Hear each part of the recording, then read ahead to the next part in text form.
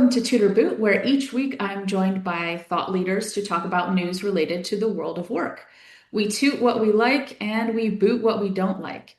I'm your host, Stacey Nordwall, and I'm a world of work nerd with about 20 years experience in HR and ops, mostly building people functions from the ground up at early stage tech companies. And today I am happy to be joined by Tara Turk-Haynes and Cassandra Babilya.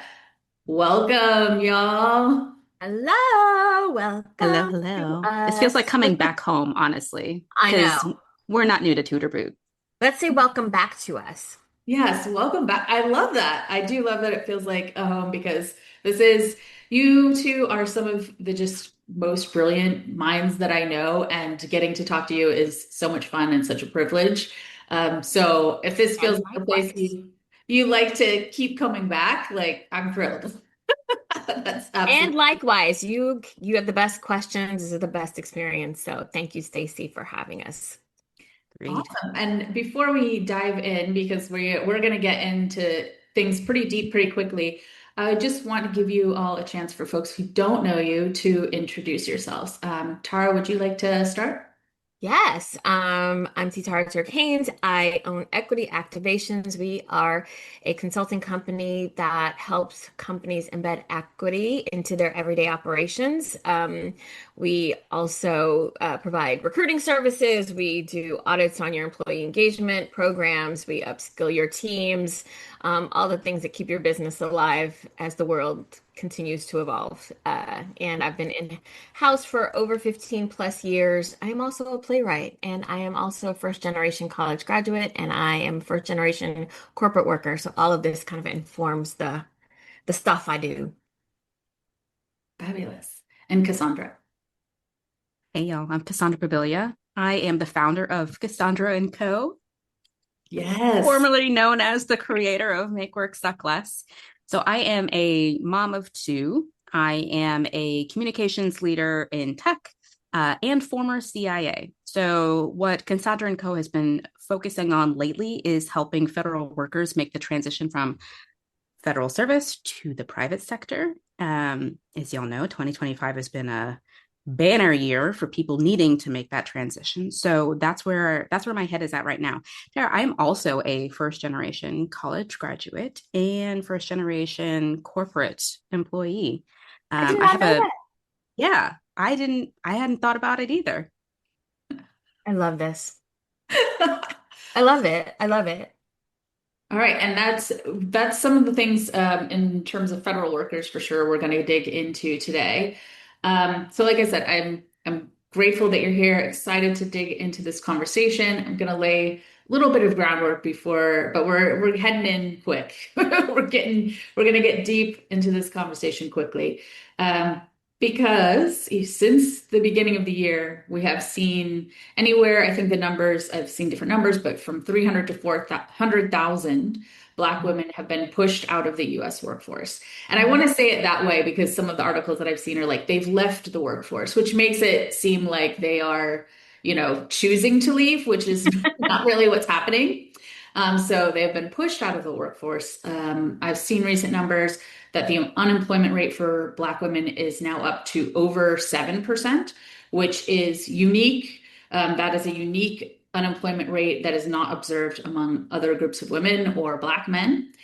We've also seen, as Cassandra mentioned, massive cuts to federal employment, which has long been a pathway to middle class for many because the jobs offered better pay equity, job security, opportunities for promotion than were available in the private sector.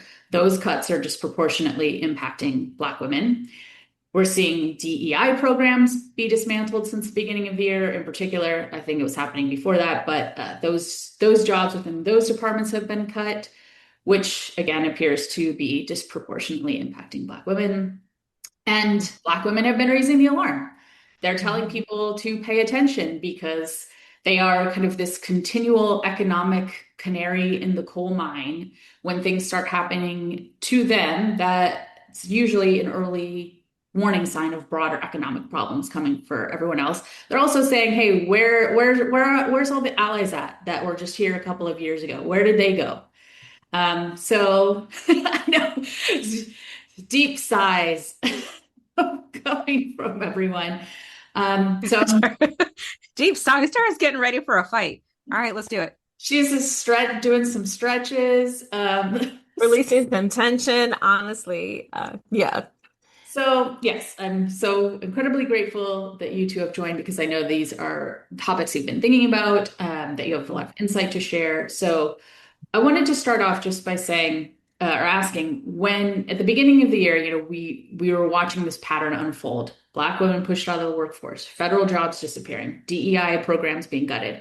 When this started to pick up momentum, did Mhm. it register as a blip or did it immediately feel like, okay, something deeper is happening? They kicked off with a DEI watch list that was predominantly Black women Mhm. in senior leadership in the government. It did Mhm. not register as a blip. It registered as Mhm. a gong Mhm. going off in my head. Mhm. This is going to be bad. Yeah. I even want to go a step further back and say, I think the reason why we had DEI programs is the whole idea is to solve for the person who's having probably the most challenging experience in the workplace. And a lot of times that was Black women. Even before all of this, that was Black women. Hence the reason why we were talking about like how are we normalizing and talking about what equity in the workplace looks like. These all these massive layoffs, quickly my story is, I was laid off in 2023 from a public company, and the market was really terrible, and I became an entrepreneur because that is exactly what I could do at that moment. I've never not worked since I was 16 years old, but I've also never been an entrepreneur. So I almost tell people like I was pushed into being an entrepreneur because the market didn't have place for me even back in 2023, which I think is the precursor to a lot of the conversations we've been having now that we have this new administration in that, really kind of gathered all of these watch lists and these targets and all of these different things. And now it's impacting. So I feel like there's this inability for society to look at the red flags that are coming towards us. We're all like, oh, look, it's so pretty. It's like pink and all the fall colors. And we're like, no, those are immediate red flags that are happening to people in the workplace. And Stacey, I really want to thank you for having this conversation because it's so important. Because I honestly, and I talk about this with other, Black professional women, we are really although we've, the 92% is kind of checked out, we are also really upset at all of the so-called allies that we had when the wind was behind our sails, right? When we're talking about DEI. And now that we're the most impacted, it really upsets me when I log into LinkedIn and I barely see anyone except for ourselves or Katika Roy, who did that research that you're talking about, the researcher and journalist. Had she not done that, collected that information, which is now the core of all of these other articles, I feel like nobody would be talking about this. And that is really upsetting, especially in an HR community, because I'm like, are you human resources or are you not, right? And I think that it's furthering the divide of trust in the workplace too for a lot of these women who feel like they have been actively betrayed. Mm. It was on path to become yet another silent disaster Hmm. for our community. Yep. Yep. Yes. And I think just hearing that too, I feel like it is one of those interesting things, even going back to the election of like this over reliance on Black women to get out the vote and to do the thing, right? And then it's not even a year later. And okay, well, there was this call out to Black women to do this thing for the country. Where's the Where's the reverse return? happening? Where's that return? Right. And Yeah. specifically in these DEI programs, a lot of us got hired because of who we look like and got no resources and no support and no, budget or any of those things. And then all of a sudden the success of these programs or the lack of success of these programs are our fault. And so also you have a culmination of all of these different things. It just felt like like I don't know. I think about that Douglas Turner Ward play Days of Absence where all the Black people just kind of checked out of work for the day. I know it's based on other historical stories, but it feels like maybe we should just like check out for a moment. But because it makes you very sad and feel like, well, what's all of this for, right? Like, what are we doing all of this for if we don't have people who are trying to come together and make workplaces better or wait, workplaces suck less, like Cassandra's thing. I mean, but it just honestly is, yeah, I'm like, is this not part of workplaces? I just have been having a very pensive sort of um, thoughts behind a lot of this and continuously disappointed at the silence of it all. Mm. Disappointed at the silence and feeling very justified in my own hysteria. Sorry, there is a mosquito that is attacking me right now. When we said, did y'all read Project 2025? Right. When we said, did you see this DEI watch list that doesn't actually include very many DEI practitioners? It's just Black women in leadership positions. When we said, hey, my friend just got exited out of the organization 2 years from retirement while on a rotation that you didn't approve of, Mhm. but who had a stellar career. When we said, everybody showing up to my workshops and my resources are Black women, where are all the white people? Where are all the men Right. who really got impacted by these layoffs? I'm like, no, my hysteria is justified. Yeah. When they descended from helicopters over an apartment building in Chicago, I Yeah. was not surprised. I think that's the thing too, right? We're not a lot of us are surprised about the how everything is unfolding. Um, Again, the disappointment comes from people retreating back into their own lived experiences and being just like, oh, if it's not happening to me, then I kind of don't have to talk about it, which is like the antithesis of being an ally as well. And it's like quite possible, like if we're collectively trying to make workplaces better for each other, the things we don't need to hear is, somebody coming into somebody's LinkedIn comments and saying, well, what about, when we talk about our experience, we get a lot of, well, what about this group? And what about this group? The whataboutisms really drive me absolutely crazy. And I think it's also just like, so how do we solve for this on our own? Because are we on our own? Right. And I think you see a lot of women, Black women going into entrepreneurship, starting side gigs. I'm ready for the think pieces about like, why are we disengaged at work? You know what I mean? Like, because you're not engaged with us, like, we're not going to give 110%. We're not going to burn out. Like, the mental capacity, the mental health and wellness, I think is great because we're starting to focus more on that. But at the end of the day, something is going to shift. And I would hate for it to shift when it happens to a group after us and then everybody starts talking about it because that's usually what happens. That is usually what happens. Actually, so Tara, you reminded me of something years ago. I want to say, so pandemic timeframe, so maybe like Mhm. 2021, 2022 for timeframe. Believe I remember hearing a stat about women being the number one demographic starting companies. So becoming entrepreneurs. I would love to, like, I can't get to Google fast enough to Yeah. figure out the more specifics about that, but it reminds me of your journey. Yeah. And is this the new post World War II like job trend of Black women becoming entrepreneurs because that is the safe place right now. That is But it's the it's the almost place like where we not can the build safe wealth. place though. I think it's I really mean, actually, you know what I mean? Like yeah, there was some discourse earlier online with Tabitha Brown, the Black creator. She's lovely, vegan, does a lot of, very soulful content. She had a partnership with Target, yeah, and it definitely suffered because we are still not going to Target. I haven't seen the inside of a Target since probably like November. yep. Even though they refuse to admit that that's the reason why their sales are down, but that's fine. We know.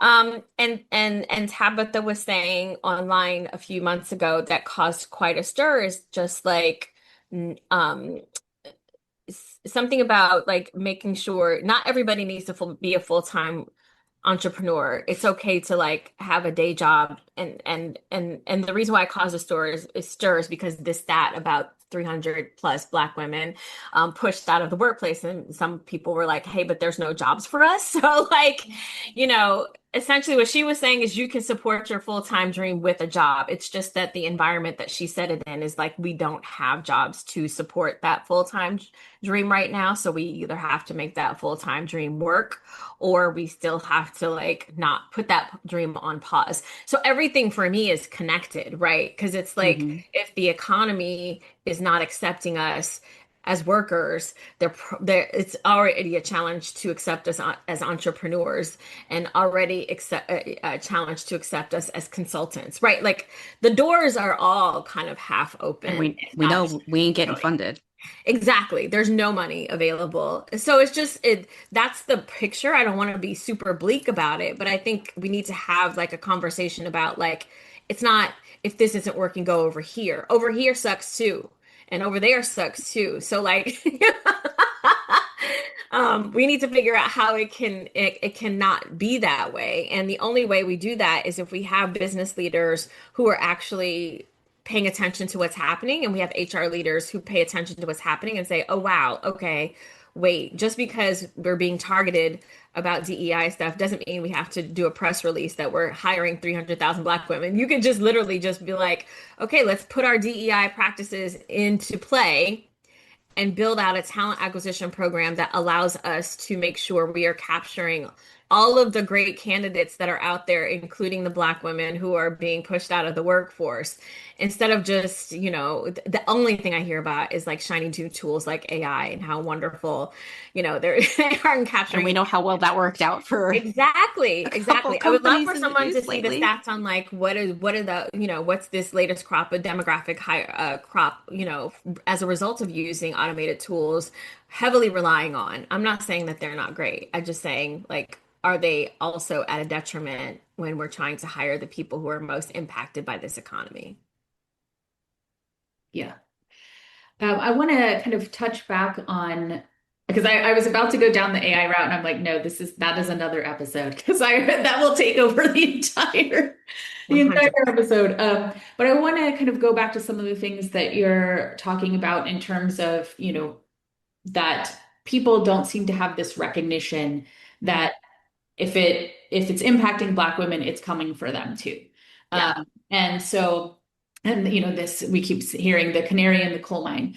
Um, for people who kind of aren't making connecting those dots, Yeah. why is it that Black women are this proverbial canary in the coal mine in the US?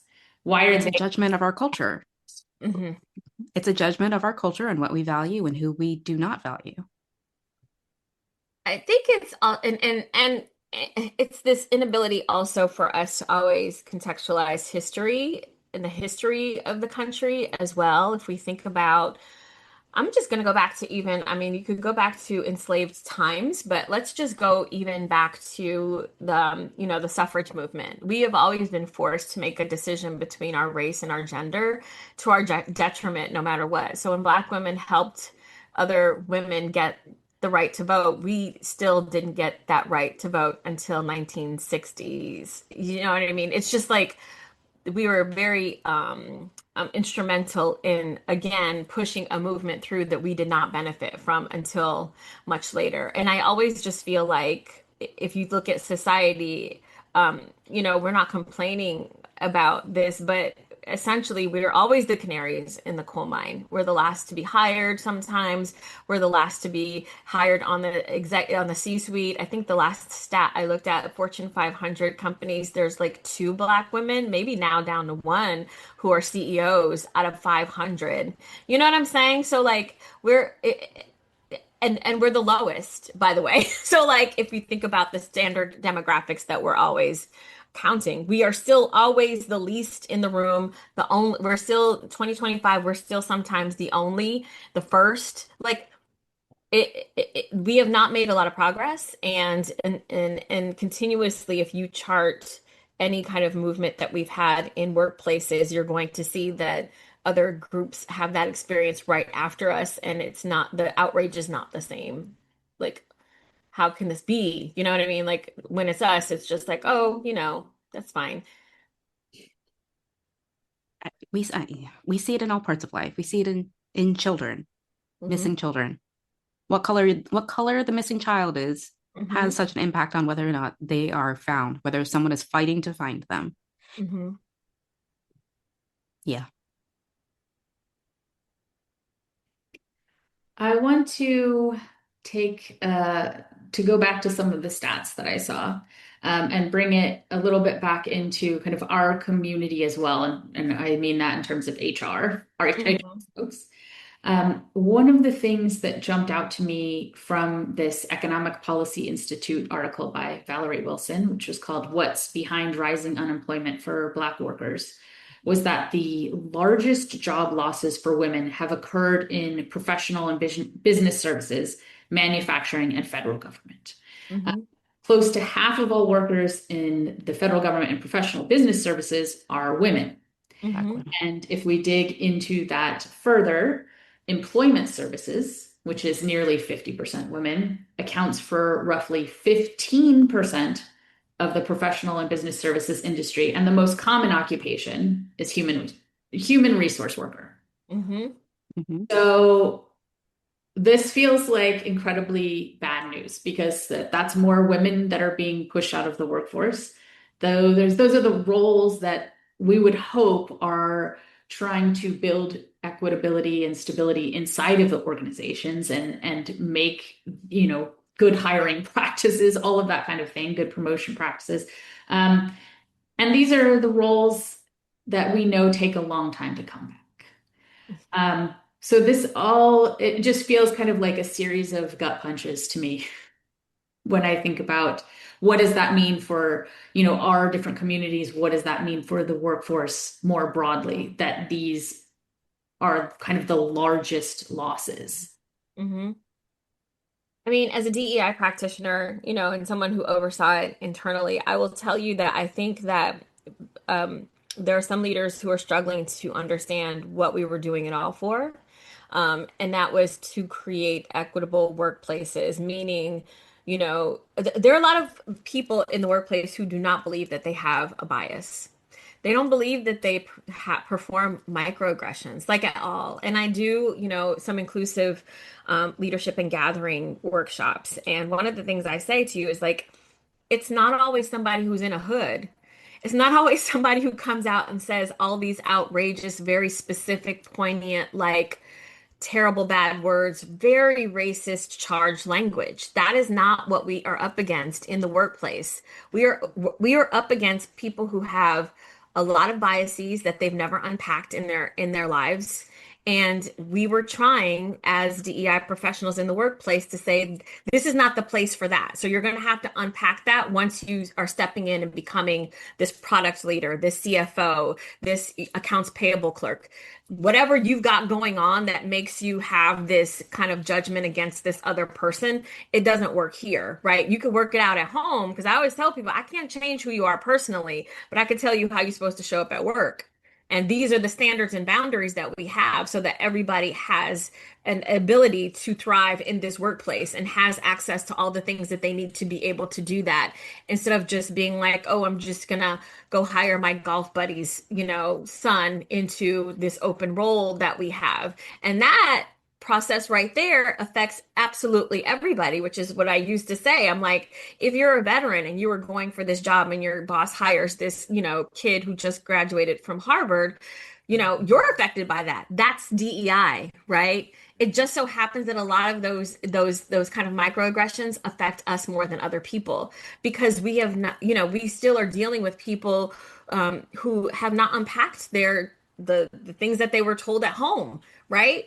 The things that they learned in their community, the fact that they probably didn't have a lot of Black people or diversity at all in the places that they grew up. So therefore, they have no idea of what those lived experiences are actually like. They have this assumption that everybody is having the same experience, and we're not. And that was the whole thing where we're telling you everybody's not having the same experience in the world, but we're at work now, and we need to figure out how we're going to fix that, right? So that whole process Tara, was like, like yes. you know what I mean? Like that whole process got failed into wokeism, to all of these other things that just people started targeting and running with. And I just feel like until we have people who have positions of power to understand exactly what the goals were and how they can just so, okay, those were the goals. Let's see how we can put those into practice. You don't need, you know, you don't need like massive amounts of like wind behind your sails or press releases or articles or, government leaders or whatever that to tell you to do the right thing with the people who are in your workplace and make sure that they have everything they need to thrive. You don't need to, all you need is yourself as the leader of the company to be like, you know what? This is not how we get down. Right. Yeah. I think so. Here's something of a slightly more positive note, Tara. Sorry. I'm like, ah. No, and I think the positive note is that people like you and myself Yeah. spent 5 years Yeah. helping people understand that we are not all the same. We do not all Hmm. come from the same background, that identities come in lots of different varieties, and Hmm. the way that things impact you might look a lot like how they impacted me in the past, but Yeah. now it's happening to you too, or could happen to you. Yeah. I think some of that is still holding. I mean, we're 9 months in. Some of it is still holding. I've talked to Yeah. leaders who still know the right thing.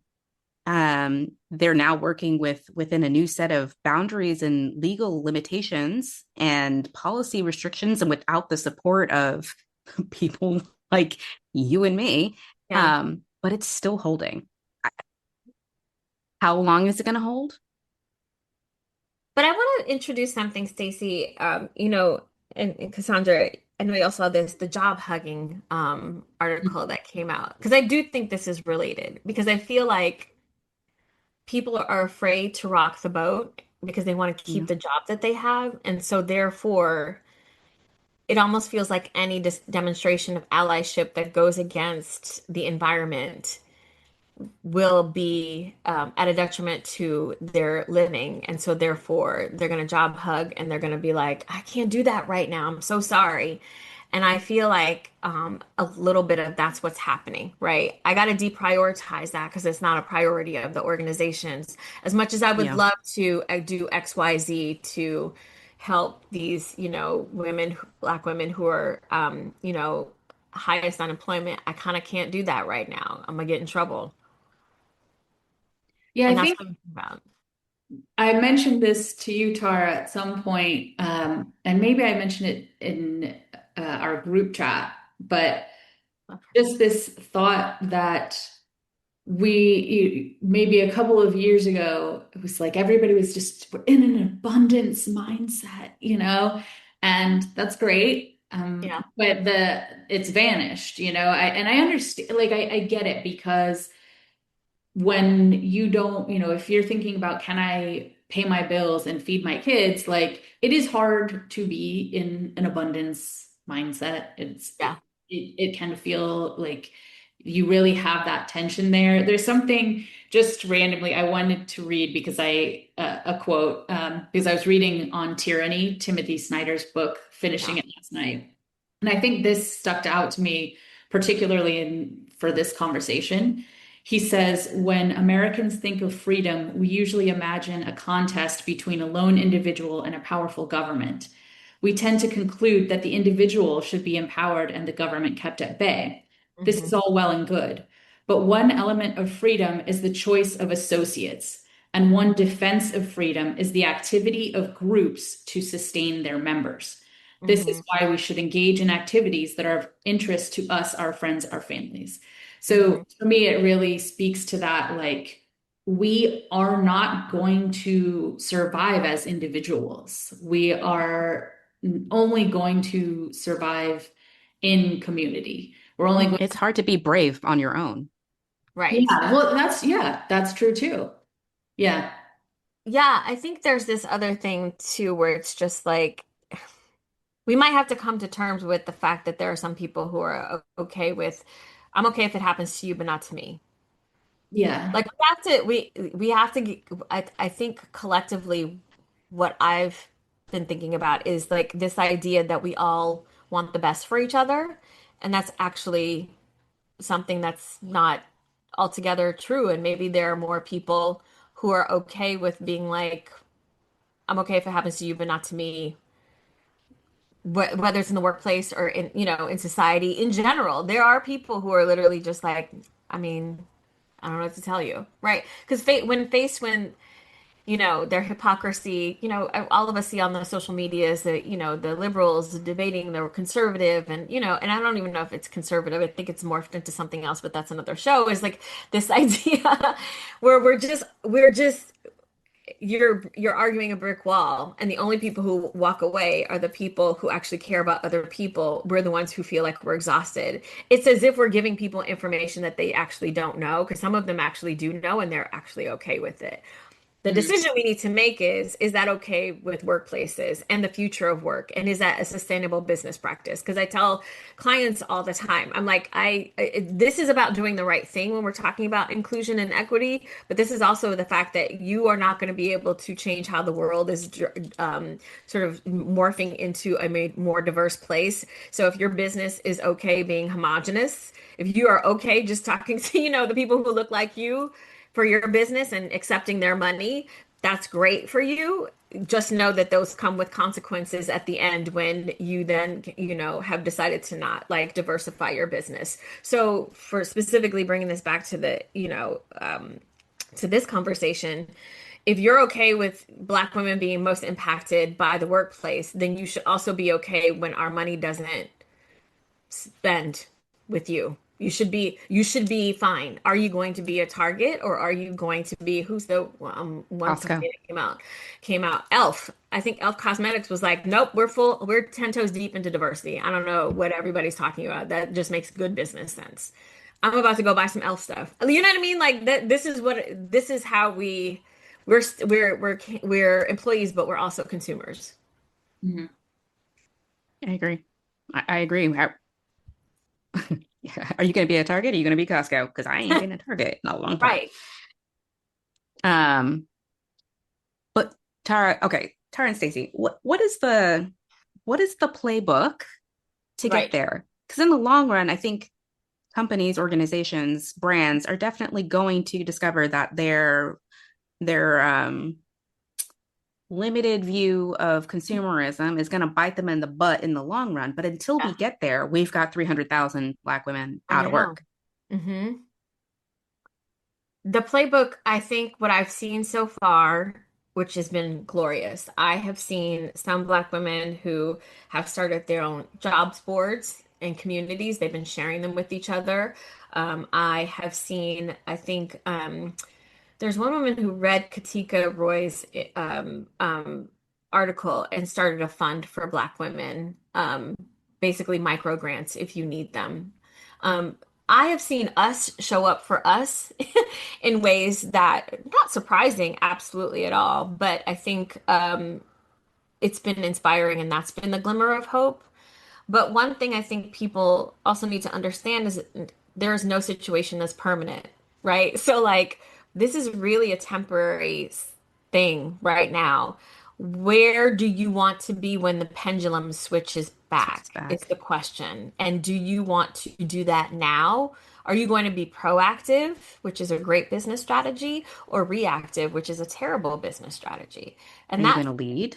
right. Or Right. are you going to come in at the end and catch the Right. dregs? Because this is part of being a business leader, right? These are the decisions you have to make. If you're going to accept the big salary, it's not just about the product, it's also about people and people strategy. How far ahead are you going to be thinking about this? And this is for all business leaders, because your head of HR nine times out of probably wants to do the right thing. I hope. I have faith in that. But sometimes, we know this, like the head of HR, sometimes their wings are clipped a little bit because you can't go rogue because you won't have a job. But if you're in an HR position right now and you are not making these decisions and you're not putting them in front of your leaders or your C-suite, you might want to start thinking about that right now. What are we going to do when all this shifts? Mhm. I think that's the great question to pose. It's not going to be forever. Mm-mm. Just Yeah, like the it's just like good the job times, market. right? The good times weren't forever, and neither will be. Hmm. So, I've been thinking, Cassandra, about you and your work with the folks who have been pushed out of the federal government. And to me, that's one of the things, not to foreshadow, but that I would be tooting at the end of the show, is that you're kind of helping people navigate that transition and how important that is, that people are there to, whether maybe it's people going into entrepreneurship, people trying to find roles in the private sector, that you're kind of helping people guide that transition, because that's a transition you've made. And you also had mentioned, we're in currently, as we're recording this, a government shutdown, that there are organizations that are helping to provide mutual aid, and mutual aid is always something, it's something that we're going to need in this time. So I really wanted to kind of hear more from you about that. Like, how are you helping people navigate this transition? Mean, from a tactical perspective, I WhatsApped the parents group chat from my son's school last night and said, if you're a fired, forked, or furloughed Fed, like come meet me for coffee on Thursday morning for an hour, and I'll review your resume and give you feedback. I'm showing up at workshops in partnership with other organizations in the area that were created or founded by former Feds themselves, people who are going through similar transitions. I'm doing what I can from a very tactical perspective. From a more, I don't know, human perspective, I'm trying to help people understand, and I'm talking about broader people. I'm trying to help the world understand that this is it's not humane. It's not humane to take away hundreds of thousands of people's livelihoods, the career that they thought was stable, the career that was close to being over, the career that was celebrated. It's a complete identity mind shift. It's devastating. It's devastating to generational wealth. It's devastating to morale and personal sense of self-worth. It's devastating because these people have no idea how to job hunt outside of the government. They've never had to. Most of them started with the government fresh out of college or fresh out of high school because the government offers career paths for people who don't have college educations. And that is part of the reason why it's having such an impact. Because now you go in 15 years, 20 years, 25 years into a career where you didn't need to have that piece of paper. And then all of a sudden you're competing with a broken tech job market, and a broken manufacturing job market, and a broken federal job market with everybody.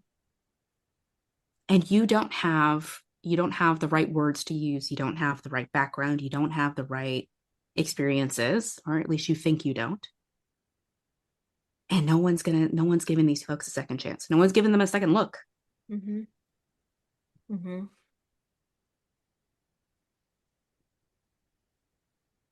And also, yes, speaking of the shutdown, I have a bone to pick with people who say Pick it. okay, my bone to pick is if someone mentions a shutdown and all these federal workers are not getting paid, and your first response is, oh, well, yeah, but they'll get back pay. Back pay doesn't pay the bills today. It doesn't put gas in your car to get to work tomorrow, because yeah, you still got to go to work if you are an accepted employee. I remember 2019, so the 2018 to 2019 shutdown, I was literally coordinating direct mutual aid deliveries of groceries and diapers and baby wipes and gas gift cards to federal workers and federal contractors who weren't getting paid but still had to show up to work. Mm-hmm. It is not a small thing. Mm-hmm. Mm-hmm. Yeah, and I think just hearing some of the things that we've had conversations about, seeing, things on Instagram, all of this stuff that I been reading lately, I think there is, especially for white folks, this like, okay, but what do I do about it? And this almost sense of like, you could do one thing and then voila, like you have fixed it, you have contributed to it. And I think, all of what you're saying, both of you have said, is really there are a lot of small, consistent actions that people can take. And Mhm. it's not, you're not going to do a one thing that's going to magically change, the environment that we're in. It can be mutual aid. It can be just finding an organization or an issue that you care about and turn on the auto pay donation, whatever amount you can. It can be, hey, we know that this job market is terrible. And a lot of people aren't even getting a look at their resumes. It's all about referrals. Like, can you be out there helping the people that creating those job boards, whatever it is, like there are so many ways that people can contribute. And that have to kind of lose that expectation of a one thing one time fix. That's not where we're at. That's not what's going to happen. So I think, for the folks who kind of, shrug, oh, it's hopeless, or oh, what do we do about it? It is that thing to remember that what Tara said is not permanent. And also there are so many little actions that you can take, that everyone can take, that can cumulatively add up. And like Cassandra, you shared the letter writing campaign. Just start sending letters into the president, into your representatives. Like get local and be involved in local politics. Like there's so many tiny actions that are going to add up, and there is no one fix. There is no don't ask Tara and Cassandra for the exact thing that you need to do to make this happen, because that's not their job. I Um, mean, well, kind of technically, because we're consultants, we could do it, just pay us for it and okay, don't right. expect us to pick our brains for free. Hmm. Um, but I think it's really comes down to um, two things. It's one, or the best Torrin Ellis question is who is not in the room, who needs to be when we're talking about some of this stuff. And then it's two, looking at what is your job that you do every single day and how can you do one thing to make it more equitable for somebody else. And specifically, if you're a recruiter, like, yes, you're talking about how fantastic AI is, but are you looking, I know you have access to your demographics reports. What are your demographic reports telling you if you now know that there are over close to 400,000 Black women who are out of work right now, who's getting through your pipeline? Because you can run those reports. We all know that you can do that. If you're an HR professional or a business leader, if you're looking around at your C-suite and you have a couple of open jobs that are happening, who's not here right now? Whose voice do we actually need? If you're about to do layoffs, are you looking at your layoffs and saying, like, who's the most impacted in this list? Is this an equitable layoff list, right? How are we really looking at this through a lens of helping other people? Because again, we all know, and we're bringing this back to HR. HR has a PR problem, right? People outside of the nerd community that we have right now just think we are not we are like snakes. If you think about people who are just HR is not for you, HR is for the company, how are you making their case, or how are you proving them wrong? Specifically when a lot of that chatter is now coming from people who have an inability to find work right now. Yeah. HR is the villain of the story.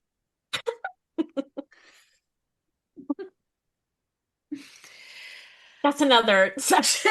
That's another tutor boot. That's another show. It's another show. It's another show. Oh my gosh. Yes. All right. Well, um, I do want to make sure that we have a chance, since, it's in the name, that I give you a chance to toot and or boot anything from this conversation related to this topic.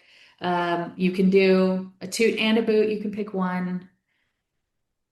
What what are you tooting and booting? What's keeping you, and or even what's keeping you motivated right now?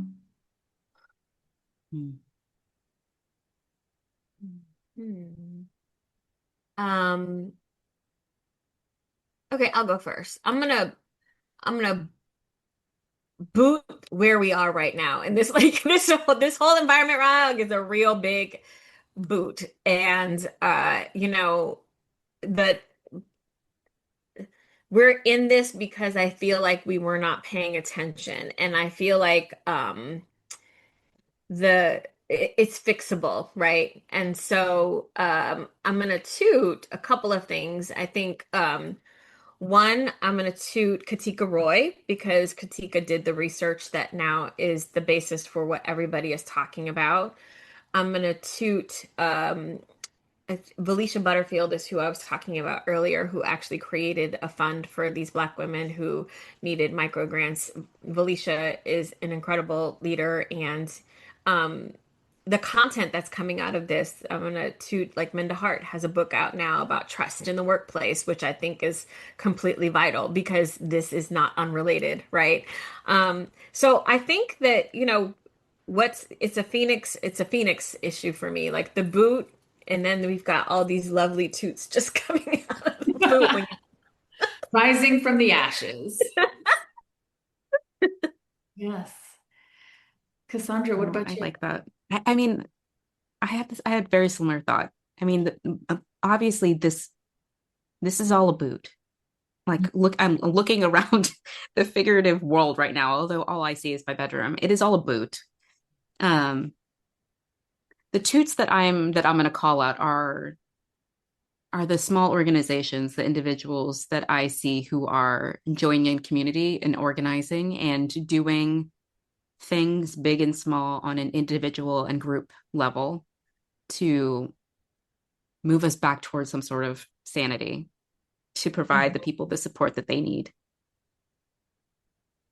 Yeah, everyone has community. And I think that if you're going to give you like a takeaway on what to do, you have a community, whether it's a church or a school or an HOA, your next door app. There are other humans that are connected to you in your life. You part of any veterans organizations, reach out and ask those folks like, hey, is anyone impacted by what's going on right now? How can we help? What do you need? I think we Mhm. need to, isolation right now is not an option. Mm. Mhm. Yeah. I mean, yes, mine are very similar. It's a boot for me that it's that we're having to have these conversations where people really, I think, and you've both said this, the impact that this is having on people, the Black women who have lost their jobs, federal workers who have lost their jobs, is devastating. And it's something that will ripple throughout the economy for sure. We know this. And so I don't want people to kind of underestimate. And same thing for the folks who are being impacted by the government shutdown. I think it's important folks don't underestimate how devastating this is both for those folks individually and their families, what that means. Cassandra, you said it in terms of like generational wealth. It's a massive impact. So all of that is a very clear boot. I am, tooting that I mean, really, the two of you, I see you all the time on LinkedIn, on podcasts, on webinars, really helping people, talking and bringing, awareness to these issues for people who aren't particularly dialed in or aware or connecting the dots. So I really appreciate the work that you two are doing. Oh, yes, I know. Stacey, you're the best, honestly, because I will say, I'm gonna be honest. I think you're the only person who reached out to us to talk about this Mm. publicly. And like that's allyship in action, right? Like, I mean, probably gonna get a little emotional, but I just feel like this means a lot because you took the time out to notice something that was really important to both of us and asked us if we'd be willing to share. And you're giving us a platform to be able to talk about this kind of stuff and be in conversation with us. And that's what we're asking, right? That's all we're asking because right now the silence is so deafening. I mean, we're still doing the work, obviously. Like Cassandra's really putting feet on the ground. Like we're still doing the work, but like the fact that nobody's like really wants to talk to us about it. And I feel like somebody said under one of Katika's or somebody else's, no, I saw another post where a Black woman journalist said she pitched this idea to a major publication, and they were like, "Oh, we're not interested in that story anymore. 'Cause that Mm. story's not relevant anymore, not topical." Hmm. And Stacey, I mean, to extend on that, also, you're not at all surprised where the conversation or the where the feeling goes, because I know Tara and I have been in conversations where folks are like, "Wait, I didn't think y'all were gonna go that deep. Like, Hmm. how would we not? This is the thing. How Hmm. could we avoid talking about or sharing our thoughts on the biggest thing that is happening in the world today?" Yeah. Yeah. So we thank you. Oh, I know. I'm like, oh, I'm gonna tear up my phone. Yeah, I really do appreciate you all. And of course, this is one of the things we talked about before, but I think for this season of Tutor Boot in particular, these are the conversations I want to be having. And Hmm. I want to have both of you back to, if we're talking about, I don't know, I don't want to be talking about this again in 6 months, but maybe we will be, right? Like, maybe it is something that has gotten, I don't want to say it. I was gonna say it's gotten worse. I don't want it to get worse. We need to be working together to um improve this the experience for folks who are really experiencing job loss right now and are struggling. So um at any rate, yes, I definitely want to have you all back again in the future. We're going to have more of these conversations. We're going to keep it, you know what, it is topical. I don't care what that newspaper said. This is topical, this is current, this is important. And so that's what we're going to be talking about. Thank you for Awesome. your Thank you, platform, Stacey. Stacey. You're the best. You're the best. You're the best. Conversations that matter. Welcome back, Tutor Boot. Yes. Tutor Boot is back, baby. That should get edited into the the intro, the welcome intro going forward.